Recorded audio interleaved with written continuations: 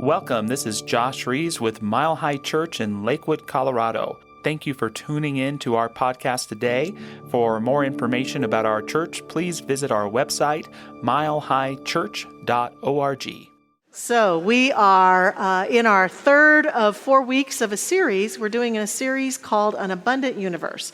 It's part of a tradition that we have here at Mile High Church to stop each May and to really focus in on building an abundant life, building an abundant consciousness, building an abundant sense of the true realities of life. And the abundant universe is the theme because we believe that our teaching teaches us that we live, move, and have our being and exist in the state of abundance. Now, we acknowledge we don't always feel that way. We don't always feel the flow of that abundance in our entire life. Sometimes there's portions of our lives or places where something's not flowing as abundantly as it flows elsewhere. But we believe that by working together and working on ourselves and expanding our awareness and looking at our stories and challenging our belief systems, that we can continue to build an abundant life such that more and more of our experience is the natural sense of the flowingness of the divine through our lives in every part of the structure of our living. Our founder, Ernest Holmes, says to us, we need to stop denying the nature of the universe. It is good, harmonious. It is for us, not against us. It is not going to be to us tomorrow other than what it is to us today. If we have arrived at the point where we have complete confidence in its perfect action, in its ability to create, maintain, and sustain life within us today, to supply us with all our needs, then it is what it will do for us tomorrow and on into the future. He's talking about building a consciousness, an approach, a mental equivalent is part of what he used to call it, that believes and affirms and looks for this abundance and calls it and sees it, because we can be tempted many times to look for what's lacking, what's missing, what's not present. And while there's nothing wrong with that, it cannot be the main focal point of our consciousness. Otherwise, what begins to develop in our lives is that lack that we've been focused on. So our series is all about teaching and practicing things that can help us to live this life of abundance. And so we've introduced what we're calling building blocks of abundance. We started with gratitude the first week, and then we went to courage last week, and this week we're on to a whole new building block that many of us know about and live from, but sometimes are challenged to practice. Yes. Mm-hmm. Well, good segue. Yes. and it's abundant generosity. Yes, it is. And I love that saying of Ernest Holmes that the universe is for us and not against us. But I would argue that that's only half the story. It's one thing to affirm and know the universe is for you and against you. It's another thing to be able to affirm that you are for you and not against you. And what I would argue is those places in your life where you're for yourself, in your inner thoughts, in your outward deeds, in your relationships, you have abundance. And yet in those places where you are against yourself, in your self-talk, in your relationships, in your way of life, you have poverty. And we believe in this truth, not just abundance and money and prosperity. We believe in a life that is really alive, a spirit that is truly creative, that is abundance itself, and that it's the truth of who we are. But we can only live in it to the degree that we can remember that we live in a universe that is in existence to express that is for it, and that it's in us to learn to move through the parts of ourselves that couldn't trust ourselves in the past, to trust who we are as an expression of that divine light. And I invite you to ask yourself the question this morning, what is real wealth to you? What is real wealth? Is it having a whole bunch of money? Is it having a whole bunch of neat stuff? Is it waking up in the morning and saying, what do I want to do today? And doing just that? These are all good reasons, and I'm all about having money in the bank account. But real wealth, to me, it's three things. It's peace of mind. It's the peace of mind to be satisfied with my life just the way that it is and just the way that it is not. It's appreciation. It's my ability to appreciate the good of my life while it's happening. You know what I mean by that? Not just after it happened or not looking forward to, but as it's happening. There's an old Estonian proverb that says, "Who thinks for little doesn't think for much." And I try to remember that in my life, to give thanks for even those little things. You gave a wonderful talk on gratitude a couple weeks ago, Michelle, that builds that abundance of flow. And the third thing, and perhaps the most important thing, is the topic today, Michelle. It's generosity. My ability to feel wealthy is based upon my ability to feel generous. And what is generosity but giving from what you've been blessed with? It's recognizing those blessings that have come in our lives and expressing them through generosity, through helping someone, through giving money to someone, through an act of kindness to someone, to giving time, period. I love Eric Butterworth in his classic Spiritual Economics when he says, if you're feeling broke, if you are broke or you're just feeling that way, the best thing to do is to give. Right. The best thing to do is to get back in that giving flow, whether it's giving financially, volunteering your time, a kind word to someone, just showing up to listen. And it reminds us that we have value because, if real wealth is peace of mind, appreciation, and generosity, real poverty to me is devaluing who you are.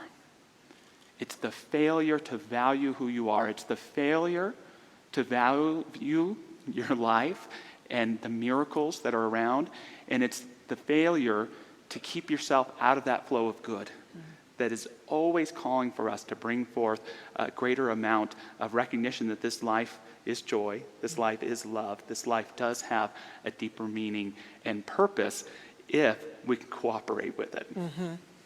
I love what you're saying there, because one of the things that really inspires me a lot of times is if I'm feeling any lack in my life around appreciation for something or even someone or a situation, I try to bring myself back into generosity. And sometimes I'm not as able to do that with my own life. I have to read stories of other people. And you and I brought a couple of really great stories, I think, today of people who were very generous. And so I search for stories about people who are generous with their time or generous with their money or generous with their kindness. I love, there's a kindness pandemic site on Facebook that I love reading those stories.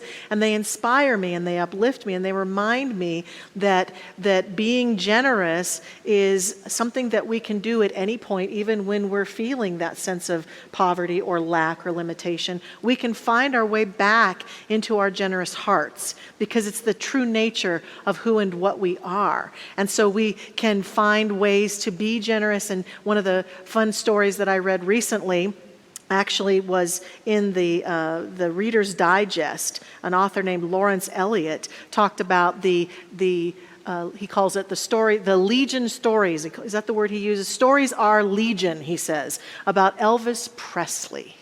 I love Elvis Presley. And in fact, I told this story at the first service, and a number of people in the first service said they experienced Elvis's generosity because some of these stories happened right here in Denver at the Cadillac store there on 8th and Broadway, but Elvis was known for being an extremely generous person with his money and his energy and his life.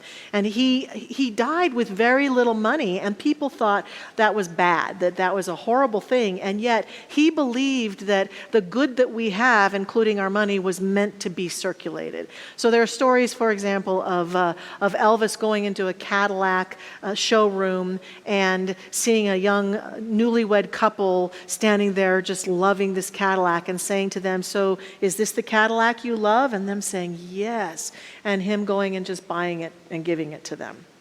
And then a story about he was at a Cadillac place. He loved Cadillacs, right? Those of you know.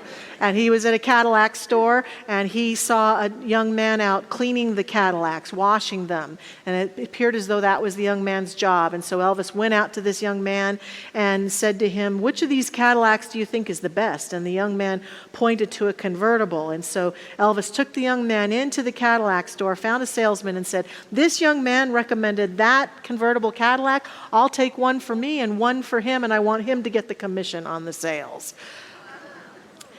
That wasn't all, though, because while he loved Cadillacs and he made it a habit to give people Cadillacs, apparently a lot of people don't know that every Christmas Elvis Presley gave $1,000 to 50 charities in the Memphis area. And he was known for, if there was a natural disaster in an area, a hurricane or a tornado that swept away someone's homes, he was well known for sending a temporary home in the form of a trailer or something to families who had lost their home in some experience on this planet. That he was generous and generous and generous because he just believed in circulating good. And a lady told me that one of the stories when he was here in Denver, she said he was really sick. He wasn't feeling very well, and she was there nearby, and he turned to her even when he wasn't feeling well and looked at her with great compassion and said, "How are you doing today?" That kind of generosity, from every level that we see, from the level of what I have, I share. What I have, I want to circulate. Whether it's my time, my money, everything we're talking about, my energy, my kindness. I think that generosity is the true nature of who we are because it's born out of the love we have for each other, the love we have for life. His Holiness the Dalai Lama says, the more you are motivated by love, the more fearless and free your action will be. And I think this is the true generous nature of us, that we simply are generous beings. And so a tool that we invite you to use this week is to consider asking yourself, how can I be more generous? And generosity puts us in receivership. That first week I talked about, of this series, I talked about we have to place ourselves squarely in receivership.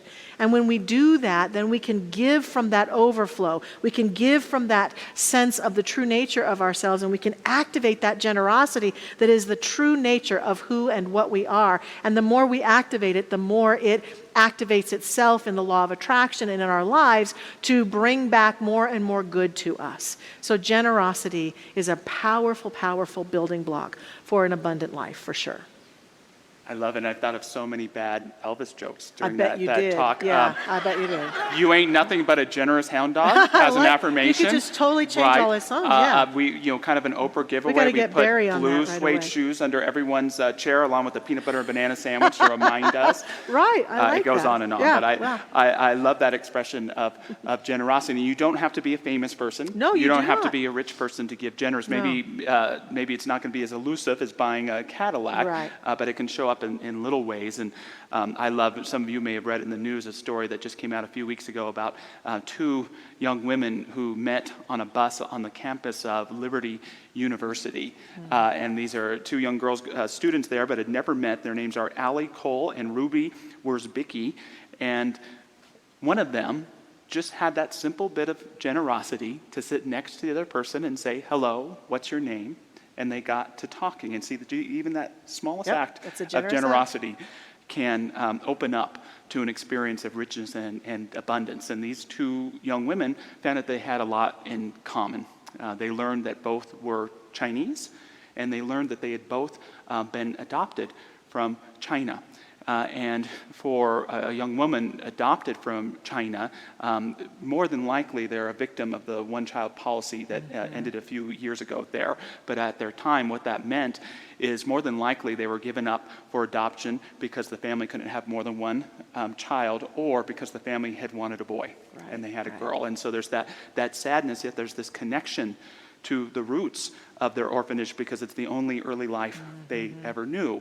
And what they found out is they happened to be from the same orphanage, which is pretty incredible. China's a pretty big place, lots of orphanages just like here. And so to connect in that way was pretty incredible. And so there are these two young women with this shared experience of loss and also of joy, meeting on the other side of the world. And because they were so connected at that time, they both had pictures on their phone, and it wasn't long before they started recognizing one another in their pictures. And when asked later about this, Ruby shared, there are people I've talked to about this, and they've said, what a coincidence. But we think that this is 100% God. There's no way two people who were in the same orphanage in a different country can somehow end up at the same school at the same time and have it not be God. And so for you, if it's a story of just great chance and synchronicity, or it's the hand of God in action, what I want to speak to is understanding that even the smallest bit of givingness, the smallest amount of self-givingness through that smile, through that listening ear, through that how are you, no matter how much we may be caught up in our reality tunnel of life that says life is just the way I think it is, when we can let that go slightly to being open to what life is really beyond just our thoughts, in that mind of God, in that way of the universe, that generosity is the key that unlocks those experiences that I believe are around us all the time if we can tune into them. And so what does this have to do with giving money to the church or other people? That the idea is give to those people and places that you see doing God's work in the world, that you see expressing that abundance. And for me, my role for giving is simple. I give from what I've been blessed from. Where I feel that I've been blessed, that's where I give from. Now, for some people, that may be just money that's unexpected. For some people, it's every dime that you earn. Right. But it's that expression of giving from that place of blessing, because that's not my money, that's God's money. That's Spirit's money. And when I choose to give from that, I know I'm in that flow. And again, it doesn't have to be given through a check. It could be given through your time, through your attention, through your caring, through any way that the Spirit calls to bring generosity forth from you. And what I love about what you're saying in this story and what you're talking about, Josh, is that these little generous actions can lead to big synchronistic flowing energy within us. And I think that's so important for us to remember, to be in receivership of that flow of good. That for many of us, one of the mistakes that we're making with our generosity is we're pinching it off and we're trying to control it, and it's not so much that we're not being generous, but it's the how of how we're being generous. We're not opening ourselves up in those little ways throughout our everyday life in just a, hey, how are you doing? And how are you feeling? And I know you, and talking to people, and even just smiling at people and moving through our life and doing some kind act for people, helping and supporting people. And as well as we've mentioned money in this. And I know that when people, especially minister type people, start to talk about money, sometimes people get defensive. In the first week of this series, I talked about that hand that goes up to, that we say, I want more good, but not my. So if right now, as I say the word money, I'm a minister, and you can feel that spiritual hand going up, oh, they're talking about money, they're talking about the church and money. I want to really just say, just boldly and clearly, that number one, I believe that the source of this church is God. God is the source, and it's an expansive source. And yes, the gifts that people give us, that's part of what fuels this church and is part of the resource engine that keeps us going. It's also the service that people give, the ways that people, it's the prayers that people give. All of it lifts us up, and it comes from many, many different sources. And so it's important for me to, as a spiritual leader, to speak about money plainly and boldly and courageously. Because if we've got any part of us that when a salesperson or our mother or our kid or the minister starts talking about money and the hand goes up in our heart and we say, I don't want to hear about that, that is probably a place where we're presenting ourselves with lack and limitation. That the way to open is to say, you know what? I get to choose where I give my money. I get to choose where I give my time. I get to choose where I'm generous. And I will choose. And me as a minister, Michelle, and I'm going to assume for Josh this is true too, it's part of our spiritual courage to say, look, we believe that it's all God, and that includes the kingdom of money. And we want to talk about money because I know what I envision on this planet around money is all of us having more than enough of that stuff. every human being on this planet, every being having more than enough stuff. And we talk a lot about the dissonance between the haves and the have-nots. That can't change unless we all collectively begin to change our consciousness about money and become less defended about it and more open about it and even more willing to be generous. Sometimes people say, well, I don't want to give money because I don't have a lot. And I want to say that it's never how much we give, it's how we give, what Josh was talking about, the way in which we give. Years ago in my church, I've told the story many times of a Sunday when my little nephew was a little guy and his mother came to church and my nephew insisted that he open his piggy bank and he brought some money and he came up on stage, which is what the kids would do at the end of the service, and with his little sweaty palm, he gave me like 3 pennies for the offering. And I took that money and I blessed it and I put it in the offering basket. And after the service, I said, honey, why did you give me those 3 pennies? What caused you to give me some of your money? And he said, oh, Aunt Michelle, I just love our church and I want it to be here for me and all of these people. And so I wanted to be sure of that. And so I wanted to share my money. And I will tell you from my heart, that's one of the most touching financial gifts I've ever seen as a minister. 3 pennies given by a little boy. So it doesn't matter whether what we give is, 15 minutes of service to someone, one little kind word, or a little bit of our money that we share with something in the world that we believe in and want to see thrive. What matters is that we're anchoring ourselves and saying to ourselves, there's more than enough, and I'm anchored in that receivership, and I'm not going to be resistant to giving from that place because I want to be a channel for more of it. And the more that I am stingy or hoarding or cutting it off, the more I will experience lack. And the more that I'm willing to be a space for the flow of good, even the littlest bit, the more I'm open to sharing and then I'm open to receiving the good of the universe. That's what this is about, being generous in that way, powerfully and profoundly. Yeah, and we can all do it at any time. Yes, and we can. I brought a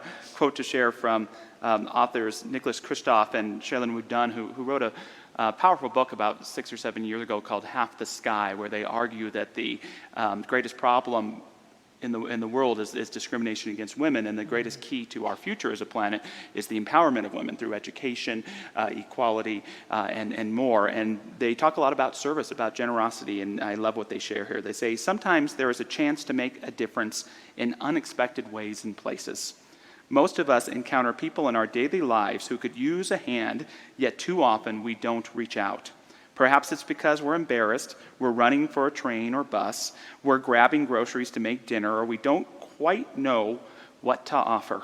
Perhaps we think contributions of one sort or another can't make a difference, but they can. Mm-hmm. And it's a reminder to me that real wealth and true generosity is doing whatever you can, wherever you can, whenever you can, because it allows you to be conscious of who you are, mm-hmm. of your unity with Source, of your connection with others, and it allows that little bit of magic, that little bit of the magic of the richness of life to be revealed through you in incredible ways. Incredible ways. So this week we challenge you to find ways, creative, unique, out-of-the-box ways to be generous. And I love what Byron Katie says to us, to be generous and nobody knows about it. That's an even greater challenge. If you want to do advanced generosity that no one knows about, anonymous generosity, and feel that feeling of the flow that happens through being generous. So let's pray together. We invite you into some time of prayerfulness right now. And as we breathe in and breathe out, we recognize that this very moment of breathing allows us to center ourselves fully on the generosity of the universe. For as we breathe in, we never doubt that there's air there for us. There's oxygen for us to breathe, and our bodies take it in, utilize it perfectly and beautifully to support and sustain us. And as we breathe out, that which we breathe out, that chemistry supports plant life on our beautiful planet, the green life that we love so much, the green plants and leaves that flourish because of the chemistry that we breathe out. In every moment of every day as we breathe in and breathe out, we are a part of the generosity of life. We are a part of the giving and receiving and the receiving and the giving.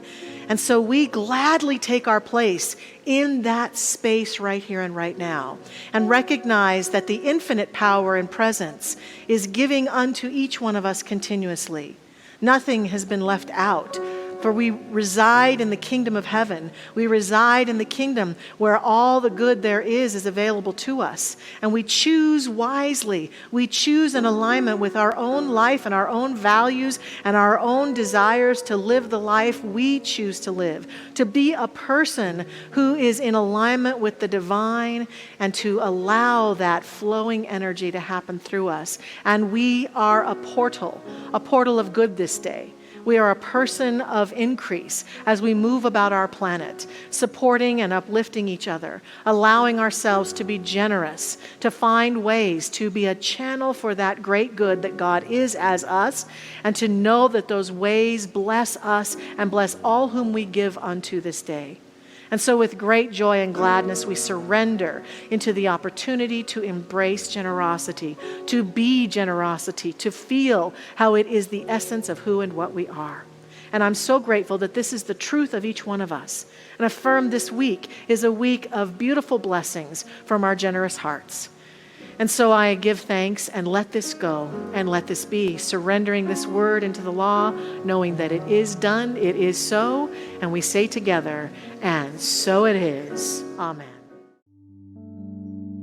Thanks for listening to the Mile High Church podcast. This podcast is made possible by the generous contributions from listeners like you. To make a donation, please visit milehighchurch.org.